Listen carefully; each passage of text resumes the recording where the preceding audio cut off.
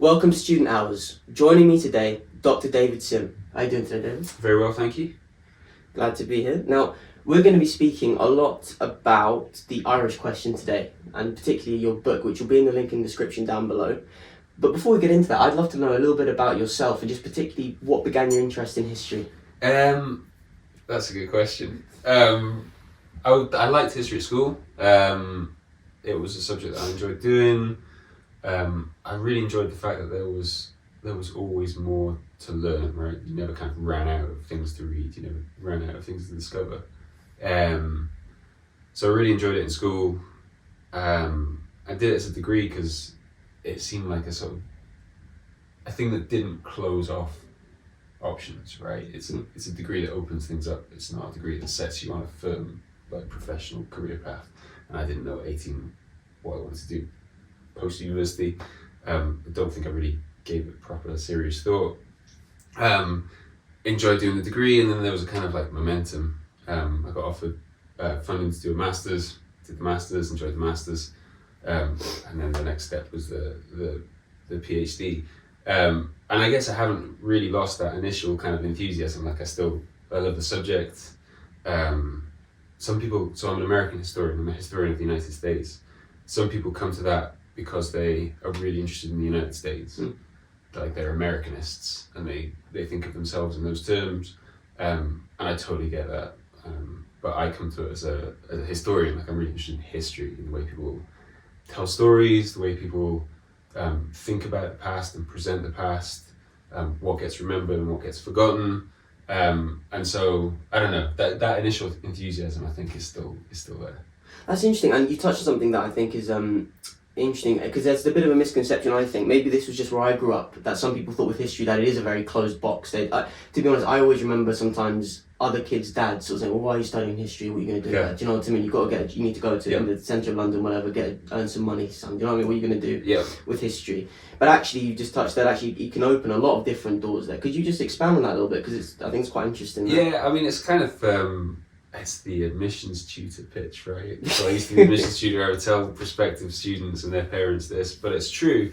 That a good history degree will train you to think critically about evidence. It will force you to question things you don't know, like what don't I know about this subject? How will I find it out? It will teach you research skills. It will teach you to write in a persuasive and argumentative way. I think history is a really good discipline for, what's the best way of putting this? All historians are thieves, right? A good historian steals from other disciplines. So we steal ways of thinking and ways of asking questions from sociology, from anthropology, from English, from political science. So it's like a broad discipline that pulls in the best of other subjects too. And I think all those things make for graduates who are critical, who are aware of what they know and what they don't know, who can talk and write persuasively. And those are transferable skills is such an awful phrase, but it's kind of true, right? Those are things that you can rock up in lots of different jobs and they'll be valued. So those are historians. Obviously, they become lawyers. They can work for civil service, they go work in finance, whatever it might be, but they don't stop using the skills that they learned as historians in those jobs. There's a kind of continuity there, and that's a good thing, right? That's history is opening doors rather than closing them off. No, absolutely, but I think one of the biggest problems sometimes is it's quite easy, I think, particularly when you're younger, to have a bad history teacher. That's true. You put people off it straight away. I think for myself, I was also a history student. I think I was also naturally interested in history even before school. Yeah. So it didn't really matter too much about what my history teachers were like. But I remember loads of kids just flat out hated it because they found it boring at school, because they found it's just more of a memory test, right? Memorizing dates, and who wants to do that? That's true. And I was just wondering, could you explain a little bit about your background as well? I'm quite interested, if you don't mind, whatever you're comfortable sharing, and just maybe what kind of kid were you at school? What sort of history teachers did you have? The witness protection program. Exactly. No, I won't talk about that. So I went to a normal school in South Wales, in Newport. I had a series actually of really great history teachers, Miss Bevan, Miss Kinsella, Miss Roy, who were both, all three of them were really good historians and really good history teachers. at school. We did the kind of, like you're talking about, so rote learning and memorization. Like we did a dose of that because you're studying for exams. Right. Teachers have to prep you for the exams. I guess that's the way schools kind of are Yeah. now. So I remember like Miss Kinsella in particular used to like write out these big kind of overhead projection slide things with just really dense notes on them, and we would like read through them, and she would make sure that we'd understood them. And I can see that is not a super exciting way to learn them. But then she supplemented that with like, oh, here's 20 different books that you could read on the subject, and here's what I think. Why don't you go away and explore whichever facet of it, what we've learned today, is most interesting to you. Excuse me. So there was that element of, you're studying for an exam, you're studying for GCSEs, and then you're studying for your A levels. But there was also this sense that there's like a world beyond that, Right. that you were encouraged to explore, which I think is, it's a mark of a good teacher, right? Is that they can spark curiosity. There is a degree of kind of, let's get you through the exam, but they're also able to kind of take a step back from that and say, actually, there's a world here that's not closed to you, right? It belongs to you as much as anyone else. You can explore it. Here's how you might go about doing that. And so I was lucky to have teachers who supported me in doing that and encouraged me to do that. But yeah, I can see that not everyone might have that opportunity. Right. But I think that's true. It's not history specific, and it's not school specific, right? Just generally in life, the best teachers are people who encourage you to find your own way and show you how you can find your own way through a field of knowledge, how you can learn to ask questions of it, how you can navigate it. That's what makes a good teacher, I think. Well, absolutely. And so then let's go into your interest then in, I guess, both American history you mentioned, but also then Irish history. How did all these fields sort of crop up? How did you narrow your focus down? As you said, you were interested in a lot of history, right? But then you eventually sort of narrowed it down to, not that this particularly narrow section, but like America and Ireland. How did that sort of come about? Yeah, so didn't do any American history in school, I don't think. Might have done the Cold War. But we did the kind of standard diet of like, everyone does a bit of British history, Second World War, Nazi Germany, Right, Soviet usual Russia. suspects, yeah. So we did that at A level, I think, if I have that right. Getting old, Jack, can't remember these things. And then at university I did mostly kind of modern stuff. I did a lot of British history again. My kind of one regret from university is that I didn't do more medieval history. I should have done medieval history. I'll tell you what, I've started reading a bit now. Oh, and God, this actually there's a lot going on anyway. Yeah. There is a lot going on, yeah. There's a whole other stuff, there's a lot of people here. I was taught by a guy called John Watts, really briefly. He's a phenomenal historian of medieval Europe, medieval England. And I never took his courses, and that's a huge regret. I should have done more medieval history.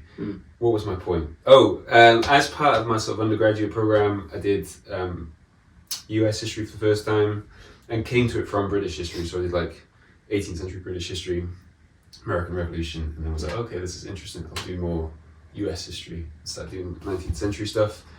Had a really great lecturer, tutor called Jay Sexton, who encouraged me to explore 19th century US history, and I just really enjoyed it, really got super interested in it. I think the 19th century United States, it's just fundamental for understanding both the modern United States and maybe the modern world more generally.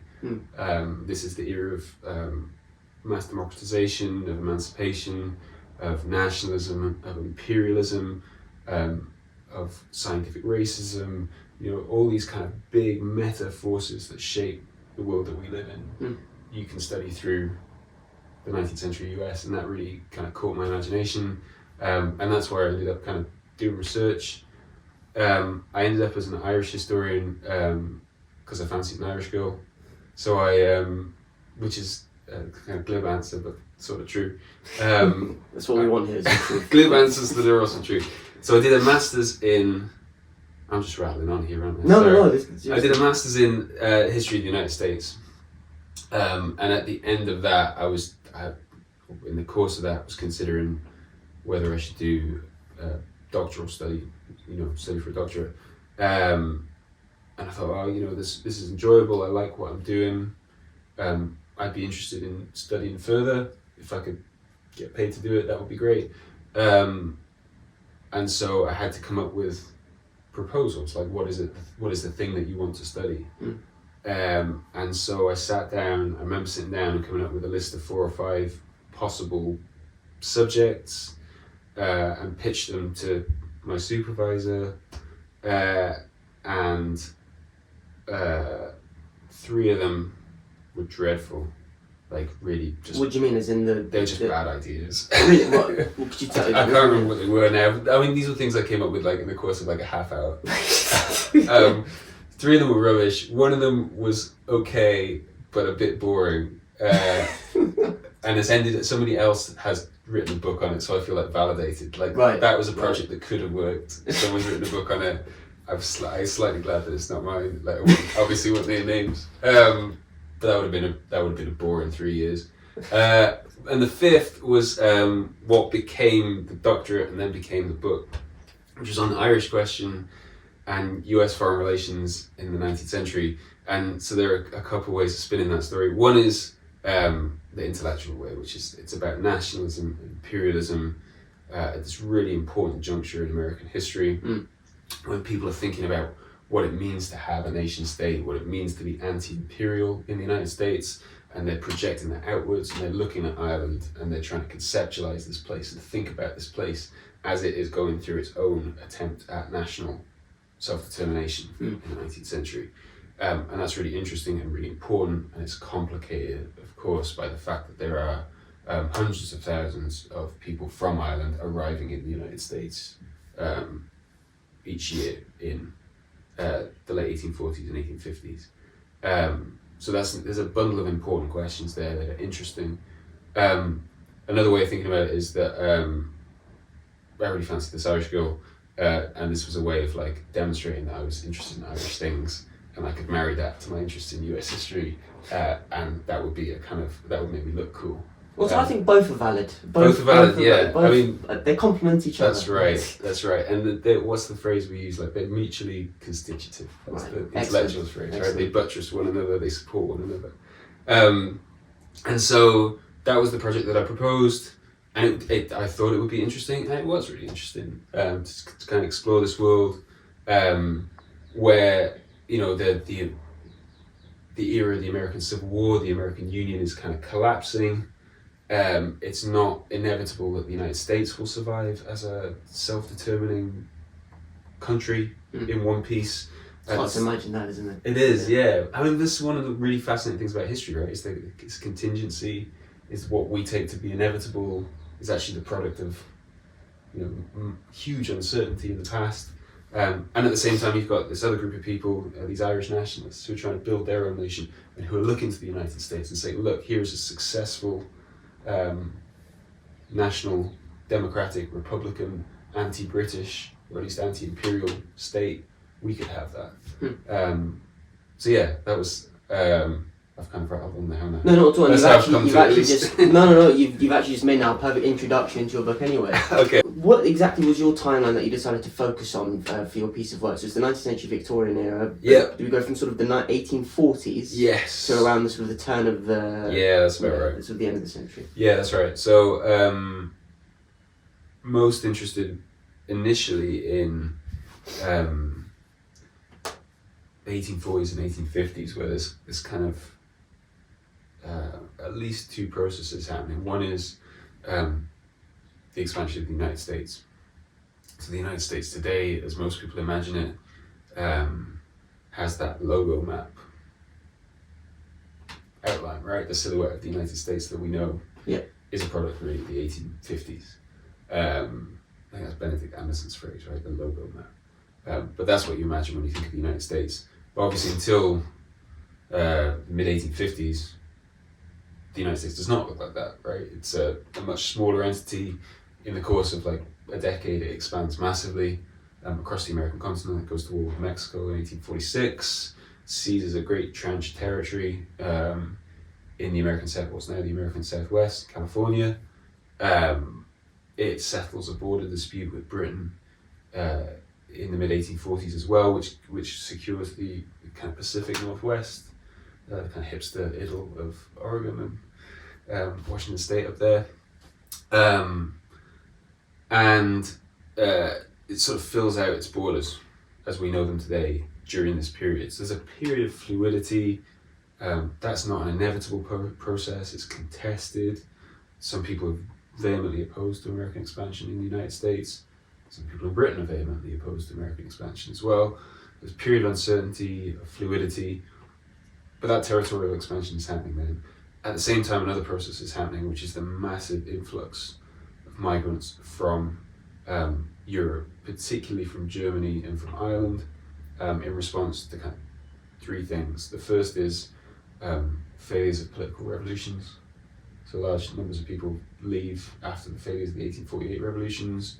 There's famine in Ireland, as you know, huge population transfer that follows across the Atlantic, some to British North America, but a huge percentage to the United States. And the third process is the discovery of gold in California, also in Australia in the early 1850s, but that prompts many people to kind of migrate to what's seen as kind of this new territory. Of course, it's not new territory, there are people living there, but there's this huge transatlantic and transpacific migration.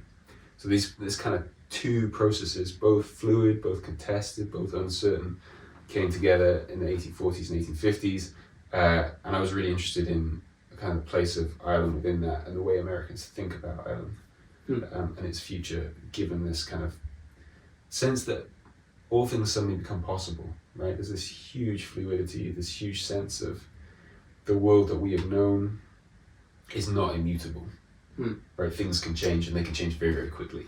So how then do we think about anti-imperial revolutions, republican revolutions elsewhere outside the United States?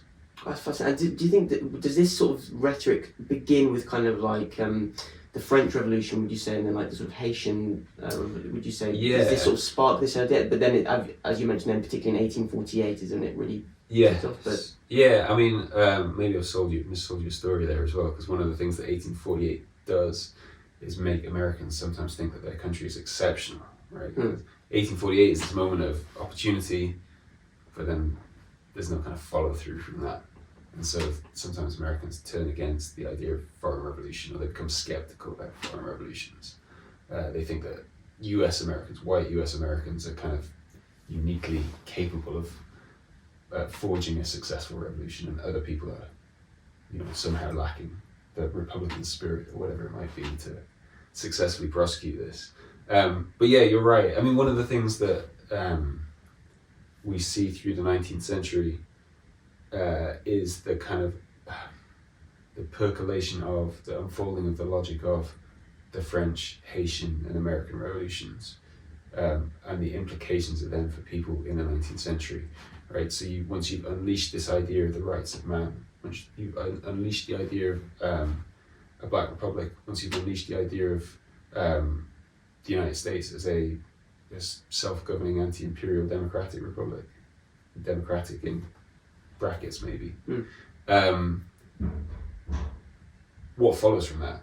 Because now there's a kind of, we talk about a marketplace in books, there's this marketplace in ideas, right? Like you can pick your revolution. If you live under a monarch, you live somewhere aristocratical, if you live under imperial rule, these ideas are out there and you can use them, you can work with them. And so I guess one of the things that's interesting about Ireland is the way in which there is a kind of French revolutionary tradition in Ireland, but probably more important in the mid-19th century is the example of the United States, right? This is a people who Irish nationalists often identify with. They see the American Revolution as something that can be emulated. It's anti-British. This is an example of people who have kicked out the imperial power of the day. Perhaps it could be replicated closer to home. Perhaps that model of republicanism could be used, and as secular republicanism as well, which is important. Perhaps that could be used in Ireland to build a nation state. And it's a contagious idea. It's an intoxicating idea for many people. And what your book focuses on as well, or looks into as well, is the role of people outside of government who were able to influence American Yes. diplomacy in Yeah, relation to potential Irish independence and these kinds of Yes. issues going on. That's right. So many hundreds of thousands, people arrive in the United States. Irish migrants arrive in the United States in the late 1840s, early 1850s, and they're not passive subjects of American politics. They're active. They're agents in American politics. This is an open democratic society, at least for white citizens in the antebellum period, and they have political weight, and so they use that political weight, or some of them use that political weight. Many of these migrants also come with a sense that the British have directly caused the famine in Ireland, right? That this is a genocidal episode. There's a famous Irish nationalist called John Mitchell who says, well, God sent, I'm going to get the phrasing wrong here. This is one of the things I should have Googled first. That's so good. Unfortunately, the Wi-Fi's down. No, don't worry. What is it? God sent the blight, but the British made the famine. Right. To paraphrase. The idea being that, yes, that the kind of proximate cause of the food shortages in Ireland is providential, right? You can't do anything about the existence of a microbe that affects the crop. But the conditions of famine are brought about by government policy. Right? The British could have done more to limit food exports from Ireland. It could have done more to support the people. It could have not used the famine as an opportunity to reshape the social and political fabric of Ireland. And so he and others blame the British government directly for this catastrophe, this cataclysm. And migrants who arrive in the United States often carry with them that bundle of ideas, right? That they have been driven from their homes, they have been exiled by hunger, but that hunger is the product of British negligence. That Ireland is supposed to be part of Britain, right? Since 1801, the Act of Union, Ireland is supposed to be a constitutive part of the United Kingdom. But you can't imagine this happening in London, Manchester, or Cardiff. This is a product of anti-Irish, anti-Catholic planning. And because they arrive with this bundle of ideas, because they have access to American politics, there grows up a kind of virulent, Anglophobic, Irish nationalist, often big D Democrat politics in the United States that is focused on using the power of the United States to contest British rule in Ireland, to use American money, American organisation, maybe American politicians to either put pressure on Britain to reform its governance in Ireland, or more radically to organise for revolution from the United States in Ireland proper.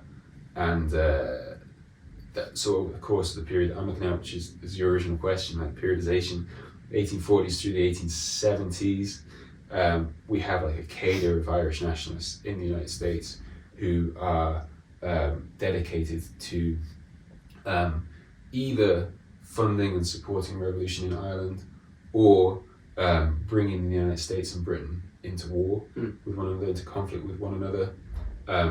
The idea being that would open up an opportunity for the assertion of a free Ireland, or both. Right. And so the people that I looked at were engaged in that kind of politics.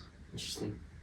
And so how does the initially, because as well there develops later, or maybe there always was, this strong anti-Irish Catholic sentiment within America. Yes. But how does this emerge?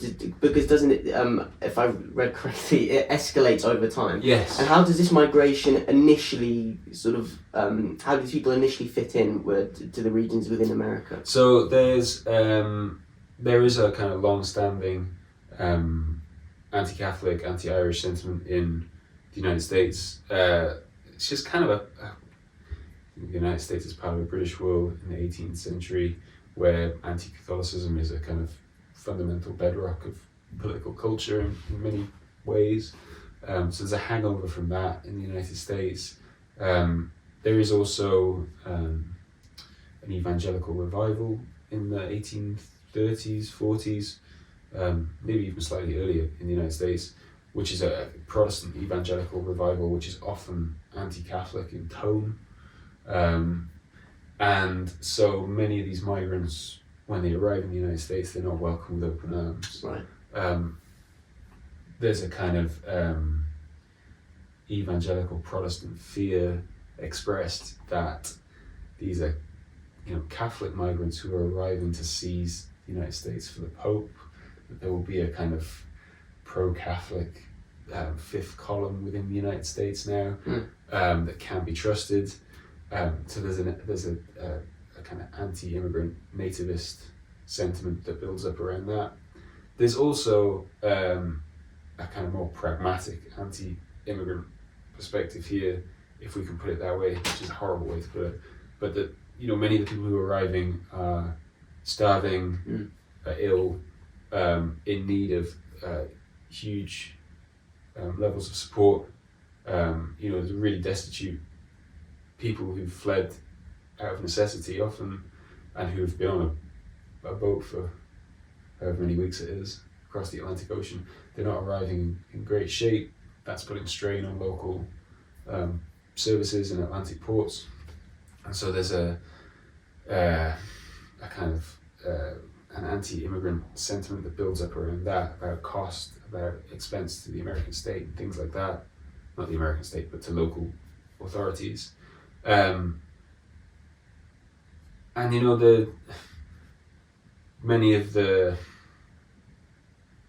there is a kind of strong nativist movement that grows up in the 1840s and 1850s. At the same time, you don't want to overstate it, right? So there is an anti-immigrant party, the Know Nothing Party, that runs in elections in the 1850s.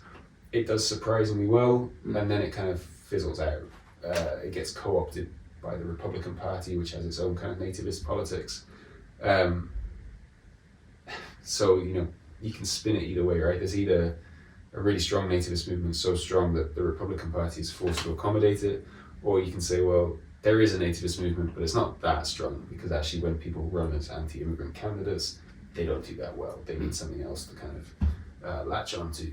But there is a nativist response to this, which is not nothing, right? It's sizable, but maybe we can overstate it.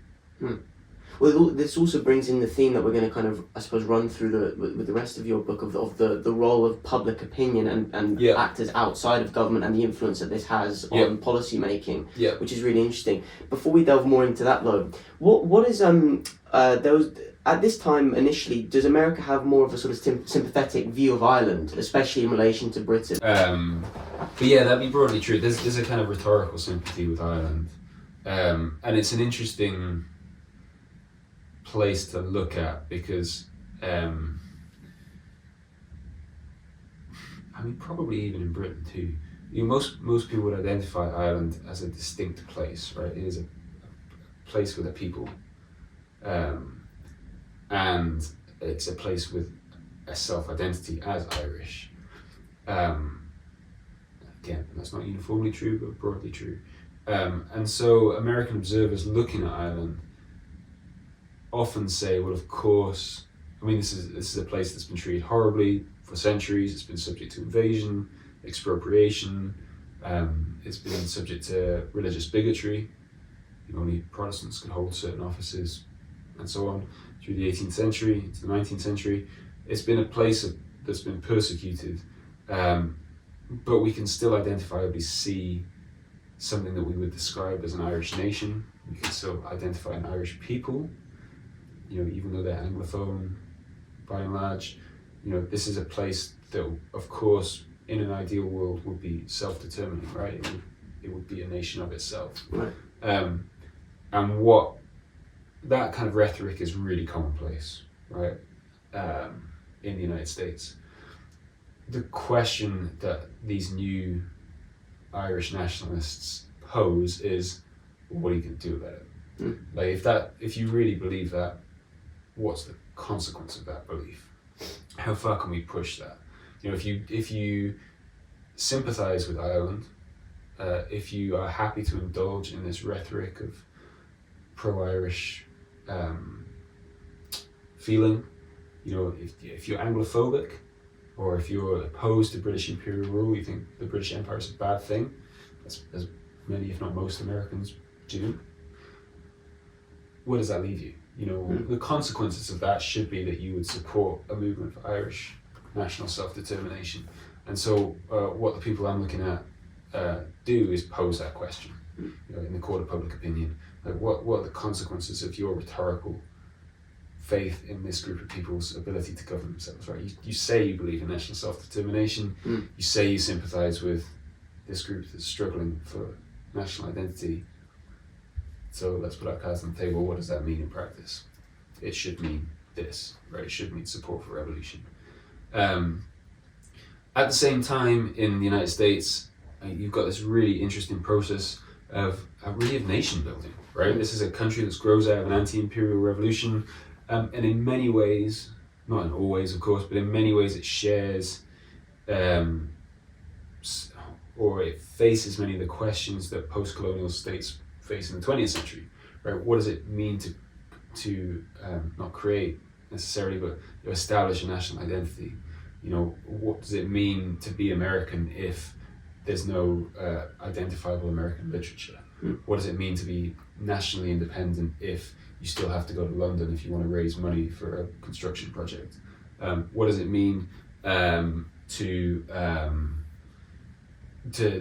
talk about your own political culture when people are still following what's happening in Parliament as though it's really, really important? So how do you you've got an independent nation, obviously you do. The United States is an independent nation. But what does that independence mean, like socially, politically, economically, culturally? How do you build a national culture? And that is a question that many Americans are asking in the 19th century. And that sometimes makes them hostile to Britain. It makes them more Anglophobic. It encourages them to kind of, support and buy the products of American authors, or to build up American science, or whatever it might be, a kind of nationalist endeavour. Some people break the other way and say, actually, there's a shared heritage here. There's an Anglo-Saxonism at work. Shakespeare is just as American as he is British. You know, Milton is our heritage, etc., etc.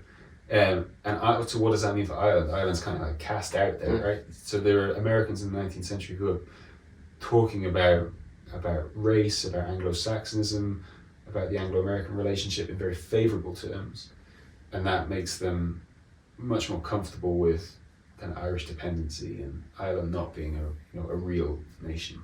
So it's contested. There's a division there.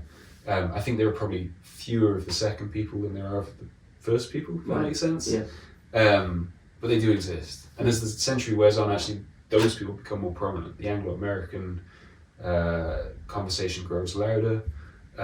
It's often an elite conversation. Right. And by the end of the 19th century, you have a much more people who in the United States who are much more confident with their own national self-assertion, with American culture, but who are also much more comfortable talking about a shared Anglo-American past and possibly a shared Anglo-American future, and who increasingly think that Irish nationalism is just sentimentality, right? It's a busted flush, and so that dynamic is working as well. Yeah, I've forgotten what your original question was. No, you kind of, to be honest, you answered it. To be honest, but going specifically then into the Irish nationalist sort of movements that occur, could you go into what is the process there of influence? How do they go about shaping? And who are maybe the key figures that emerge? And what are the main? You've already spelled out the main objectives. So what I mean is, what are the main ways that they go about achieving their goals? Yeah, so anyways. There are a couple of different routes here. I mean, writing is one of them. Journalism, literature, kind of working on public opinion. A second route is via democratic politics. So, at election time, and not just the federal elections, but local and state level, the Irish vote is identifiable as a thing. Sometimes it's overstated, right, this idea of an Irish vote, but there are constituencies with huge numbers of Irish voters in them, where politicians are forced to be responsive to what their constituents want, so they can work on the political system that way. But there are also other ways in which, otherwise anonymous figures can shape American foreign policy. And the kind of most striking is when people return to Ireland and get themselves arrested. So in the 1840s, 50s, and 60s, there are people who are Irish-born who migrate to the United States and then return to Ireland to take part in revolutionary activities. Right? They ship guns, or they aim to organize uprisings, whatever it might be. Sometimes they're just there for the trip, but they get themselves arrested, and that then generates a diplomatic standoff because the British government doesn't recognise the right of migrants to lose their British citizenship. So if you are an Irish migrant, you're born in Kerry, you move to the United States, you become a US citizen, and you travel back to Ireland, and you get arrested for being in the wrong pub at the wrong time. The British state doesn't recognise that you're a US citizen. And so this causes a huge diplomatic issue between the United States and Britain over what can be done with these people. Because if you're a US citizen and you get arrested for gun running, that's one thing. If you're a British subject and you get arrested for it, that's treason. And so the crime is very different. Right. And so you have the threat of transportation, even execution, hanging over US citizens. But the British state doesn't consider them to be US citizens. And so in the 1840s, 50s and 60s, people who are dedicated Irish nationalists but are not like big public figures can cause quite a lot of trouble for the British state and for the American state, and can bring them into tension. And what eventually happens is, and I guess it's not unsurprising, is that the United States and Britain thrash out an agreement on citizenship and who counts as a citizen and who doesn't. But that takes a good 20 years to work out, and in that time you've got these would-be revolutionaries working this system, and they know this, right? They know that if they travel to Dublin, join a proscripted organisation and get themselves arrested, they're going to cause a diplomatic problem. And they write home, right? They write to the minister in London, and then they write home to their local newspaper and to their family, and they say, look, the American state needs to stand up for us. The federal government needs to protect us. We are US citizens. We are entitled to be here. We are only doing what George Washington would have done, or whatever it might be. We deserve the respect and the protection of the US state. What are you going to do about it? And this causes a public controversy in the United States, right? It's a way of manipulating public opinion from afar. Ultimately, they're unsuccessful, right? The US government has a greater interest in protecting its relationship with Britain than it does with bowing to the demands of these citizens, and so it works out a framework that will allow it to sidestep this issue. But it's quite a serious problem, particularly in the 1860s. And how close do you think they ever were truly to success, do you think? In terms of, because I don't want to be the guy with hindsight going, oh, were they naive and even because it was a completely different time. Yeah. But yeah, how close do you think they were? That's a good question, and I'll be candid, I don't know. I mean, I would have said not very close at all. Right? That this is naive, that this is clearly doomed to fail. But that's largely because it does fail. And actually, there is an Irish state today that is born of revolution and civil war, that would have struck contemporaries in the 1890s as entirely implausible, right? That this would come about even maybe in the early 19-teens. You'd say in 10 years' time there'll be an Irish state that will be more or less self-governing. They would have looked at you as though you were mad. Not because Ireland didn't have nationality, as they would have used the term, but just because A, there wasn't a constituency big enough to make it happen, and B, Irish nationalism could be accommodated within the British Empire.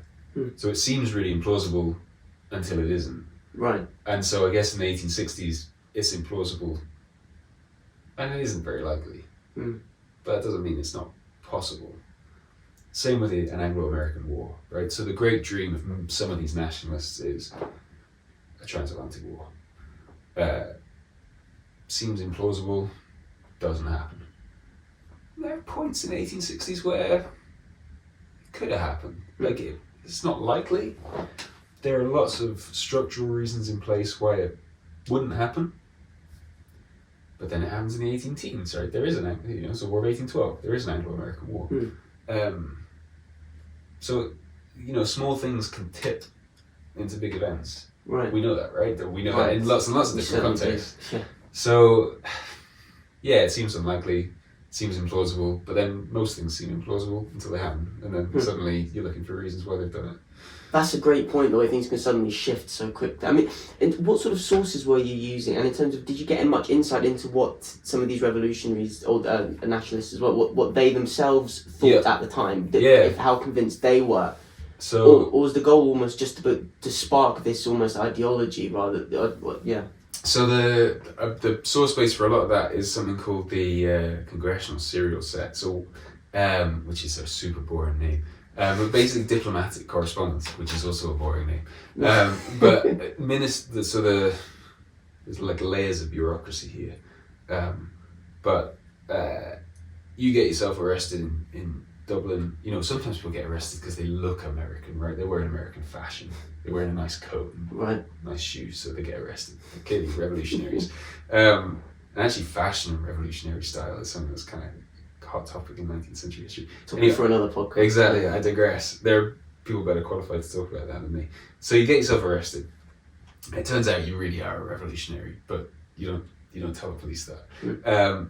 You write to the minister in Dublin, like the American representative in Dublin, the guy called William West, who's the consul there, and you say, I am an upstanding American citizen, and I have been arrested by the tyrannical police of Dublin. This is an outrage. I want you to get in touch with the federal government back in Washington and sort this out for me, because this is a disgrace.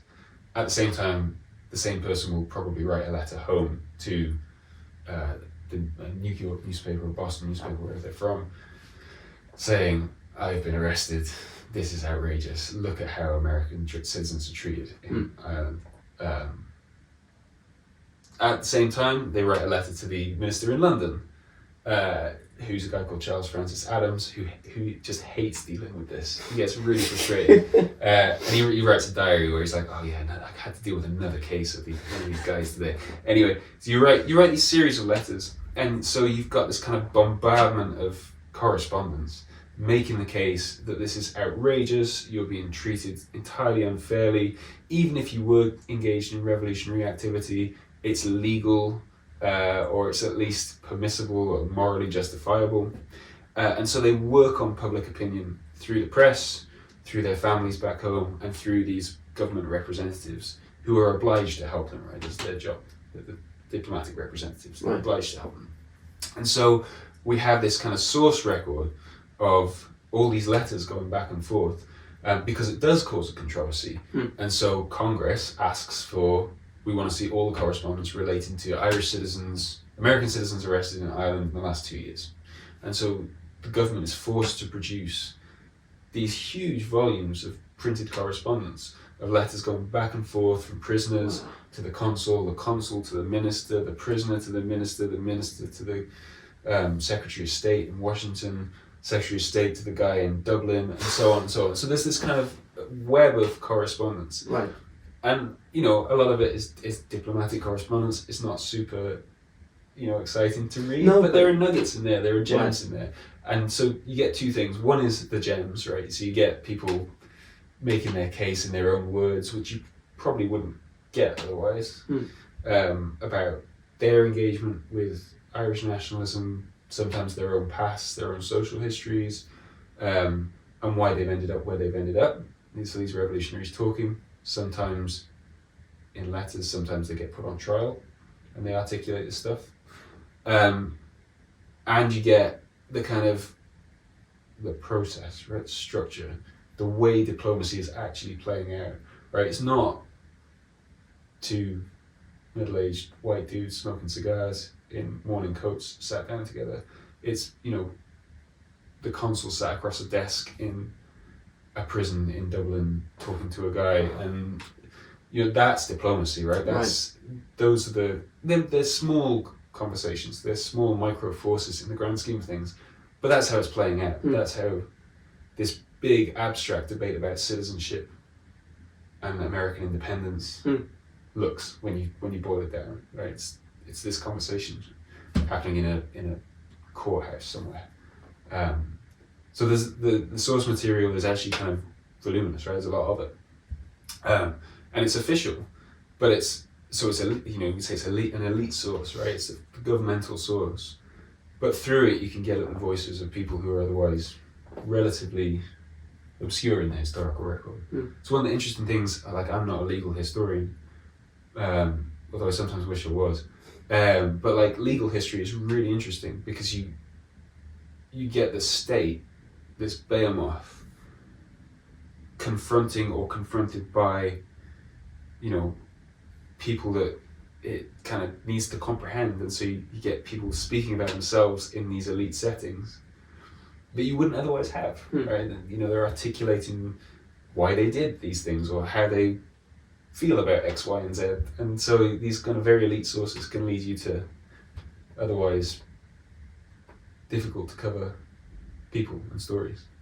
Well, absolutely, and you also touched on why I think this is such an interesting but also important period in history, because it's important not to just focus on specific events just through one narrow lens. You touched on how this just relates to much bigger questions that are going on at the time to do with citizenship and nationality, which is all these kind of things are relative, kind of new concepts at the time. Yeah. And what they really mean in terms of a global setting, not just in relation to Ireland. Yeah, and I mean, these concepts don't mean anything until they mean something to someone, right? Like, until you employ them or you use them as leverage in an argument, or they're a bargaining chip, or they become a facet of your identity and you articulate them, they're just kind of amorphous things in the atmosphere, right? They're academic to an extent, no pun intended, but like, to see people using them and making arguments and counter arguments for a particular end to secure a particular goal is really interesting, and it can help you think about, you know, what does it mean to be a citizen?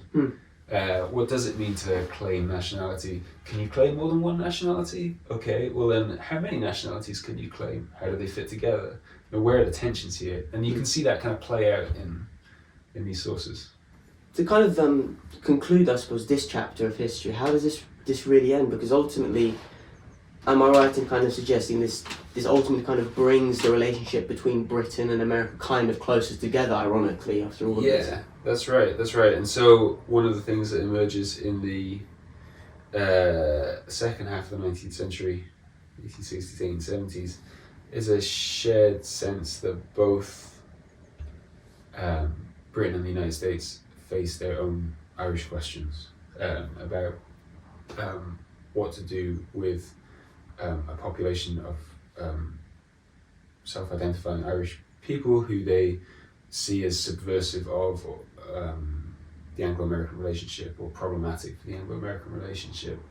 And so, as we mentioned, one solution to the problems that the states face in the 1860s is to come to an agreement on citizenship. And they do that, they tighten up the kind of transatlantic mutual recognition of that. They tighten up their neutrality laws, which deal with what people can legitimately do to support a revolution elsewhere. And there's a growing rhetoric in the late 19th century about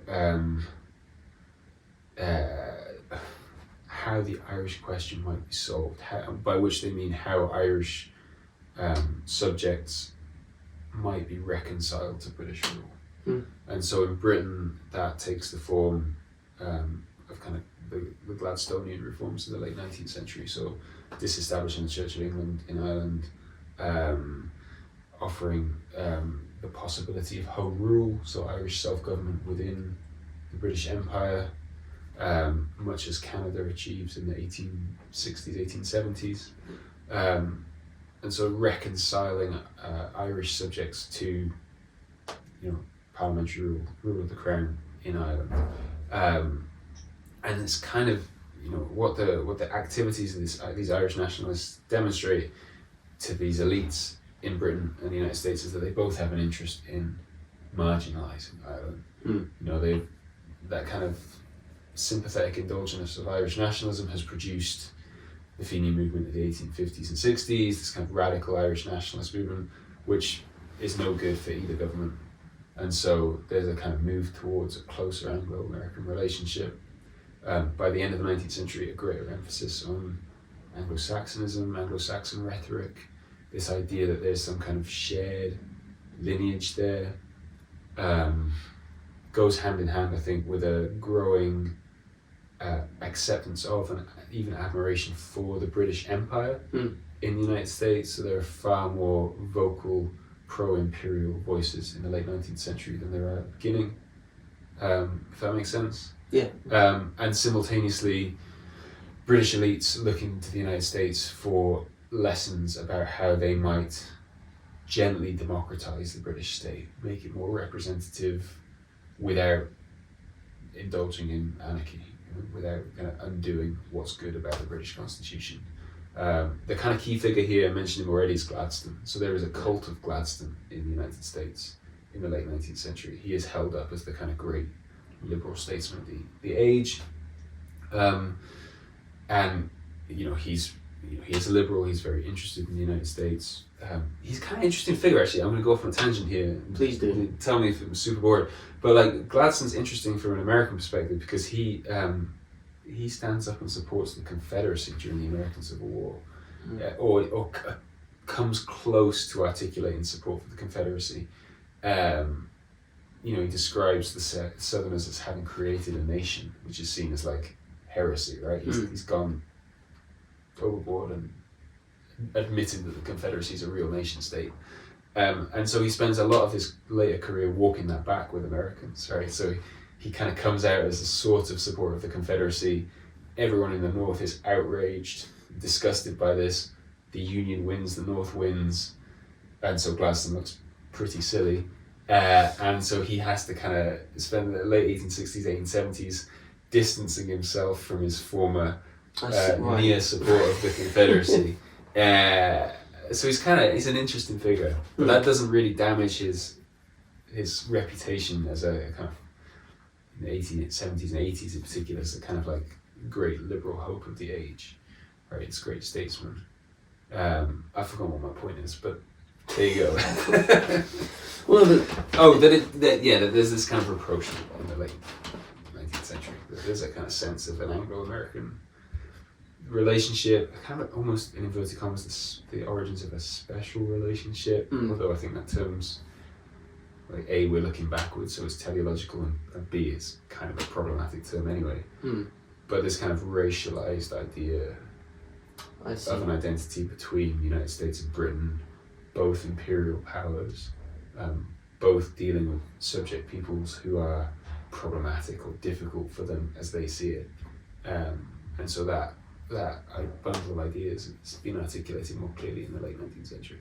That is fascinating, because obviously now America, by the end of the century, is now firmly established itself as kind of like a world superpower, basically. Yeah, and as one country, which is not inevitable in the first half of the 19th century. It's not until the 1860s and the defeat of the Confederacy that there's a kind of sense that the Union will endure, right? It will be one nation state. Prior to that, it'd been really common for people to assume there would be two or maybe more than two American states. And this happens, look at like Central America in the first half of the 19th century. There are various configurations of states federate and they break apart. Like, it's not unusual to kind of be imagining different forms of how countries might look, that they might be in sympathy, but there might be more than one United States. Seems obvious to lots of people in the 1820s, 1830s. By the 1870s, no one's really talking like that. There is a United States. It's one country. The most likely outcome is that Canada becomes part of the United States. That's what many Americans would expect from 1870, say. Doesn't happen, but like the sense that there is one union is like more firmly established. And I guess that makes it easier for people to imagine an Anglo-American relationship that is stable. Does that make sense? Well, I think Kind of makes sense. No, well, I hope so. No, but that's why in many ways this is also just a story of the kind of decline of the beginning of the decline of empire, or just what happens in these transitionary periods after a collapse of an empire and the birth of nations, and I suppose the beginning of a decline. Again, not to make too sweeping a statement there, because it's more complicated. But yeah. I mean, in the American case, it's weird because, or is it weird? Maybe it's not weird. In the American case, nation building and empire building go hand in hand.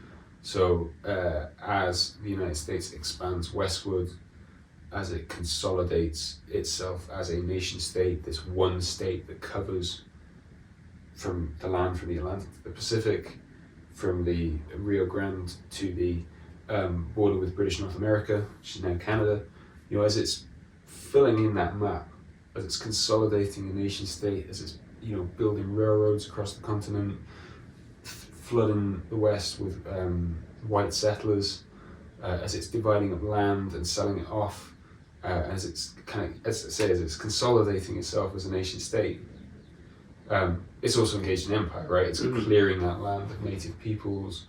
It is placing them on reservations and acting in ways that would be familiar to a kind of British imperial civil servant in the 19th century, investing in projects of education and assimilation, as they would see it, to kind of make these indigenous peoples into good US American citizens. But they're doing it in a sort of nakedly imperial way. And that is part of the nation building project, right? These two things go hand in hand. And so they're not antitheses. They're part and parcel of the same process. National consolidation, national self-confidence is a product of the successful empire building strategies that the United States follows. And so by the end of the 19th century, we're talking about like Anglo-Saxonism, who's the big, although he doesn't really, we're going to have to edit this out, eh? We're talking about Anglo-American rapprochement in the late 19th century, talking about individuals who make that connection between American empire building, nation building, and the British, and what the British have been doing in the 19th century. The key figure is Teddy Roosevelt, who writes about the winning of the West, right? This idea that the United States as a nation is a product of successful imperial conquest of the Western states, and that process is not distinctively American at all, but is part of a broader global process of the settlement of empty lands, as he sees it, by white generally Anglo peoples originating in the British Isles, but exploding outwards across the globe.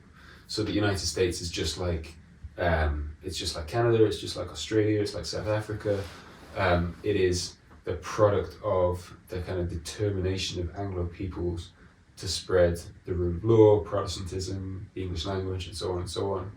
And the United States as a nation is a product of those big macro forces. Right. And so there's on the one hand, there's an anti-exceptionalist argument there, right? That the United States is not distinct, it's not different, it is part of this broader process. But this broader process itself is racialized, it's obviously clearly highly imperialistic. And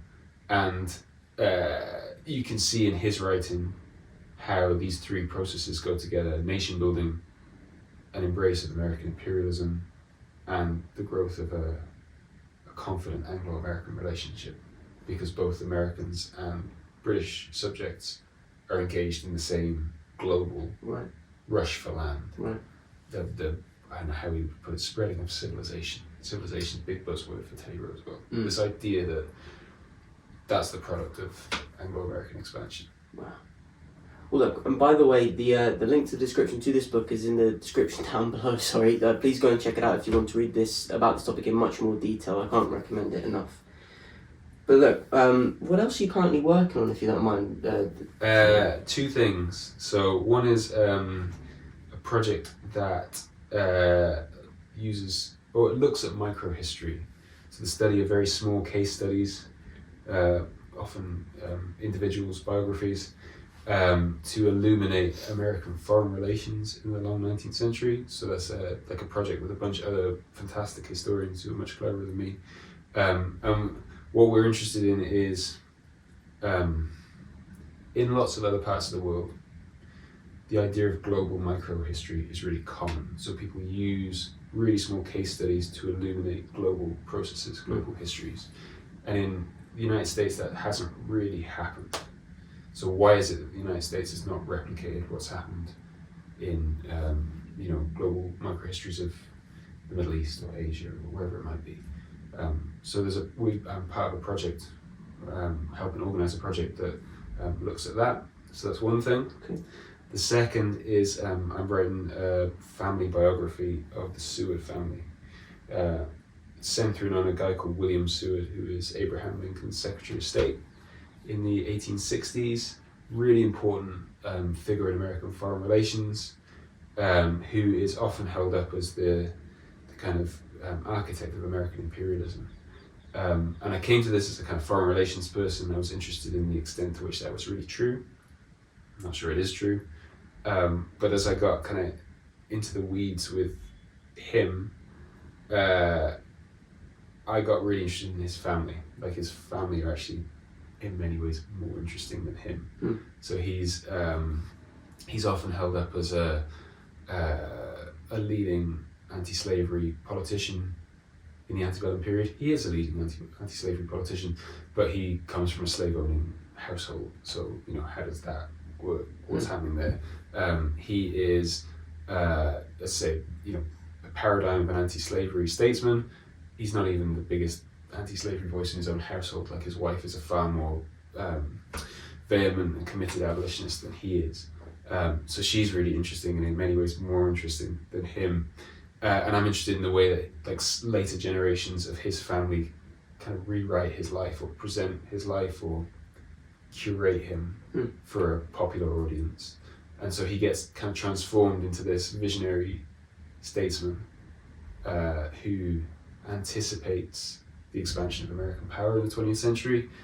But I'm not really sure he is that. And so part of me is interested in the kind of debunking side of this. Like, he's not who we think he is. Interesting, right. And part of me is interested in, okay, but we do think he's like this, so how is it we've got to this point? What work has been done by these other people to create this, fictional is too strong, but like this curated, polished individual that we think we know. So it's kind of a two-part project. Oh, but do you know when that's sort of meant to be coming out? Do you know? I'll have to write the whole thing first. It'll be a while. Okay. We'll stay posted for that. Yeah, we can talk again. Look forward to it. Look, to begin to conclude though, thank you very much, by the way, for your time. No problem. But to conclude then, so what was one book or books that you read when you were younger that maybe had the greatest impact on you? Oh man. Yeah. That's a horrible. It's the real question, yeah.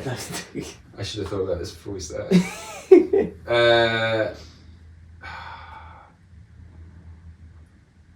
I'm not even joking, I really should have thought about this before I started. Book or books?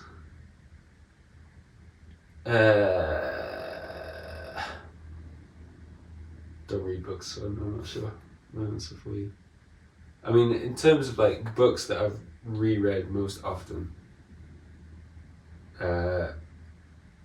and never failed to enjoy, the poster behind you, Moby Dick, is the best novel I've ever read, and it also kind of works as a social history. It's a really good book, and it is itself a Leviathan, right? It's a big meaty thing, but it's a great book, and I would encourage you to read it if you haven't. So that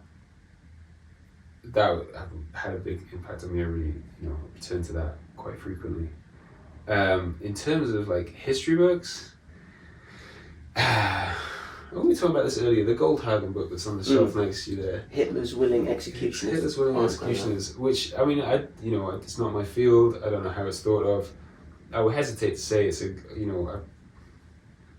I can see the problems in its interpretation, but it was the first history book that I think I bought and read cover to cover. And I could see the construction of it. Like, I could see the guy making an argument. And I guess any book could be the first book that would be true of for me, but it happened to be that one. So I guess that's important for me as well.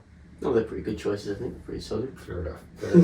So, What was your biggest fear when you were younger?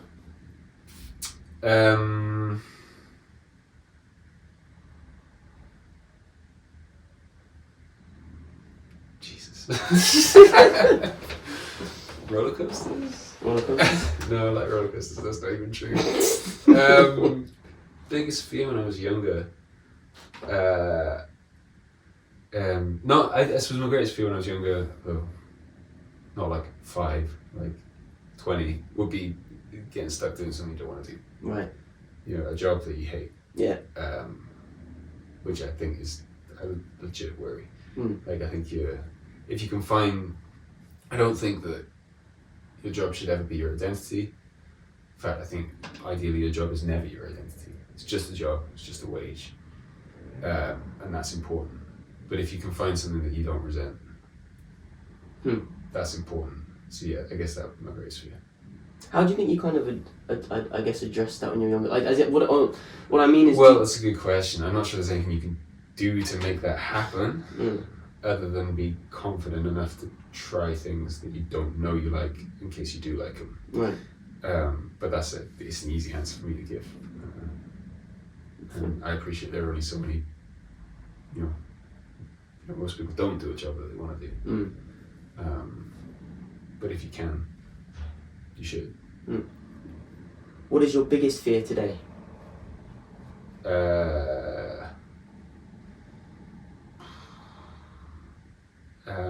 Probably global war. It's a fair one. It's a fair one. I shouldn't laugh though.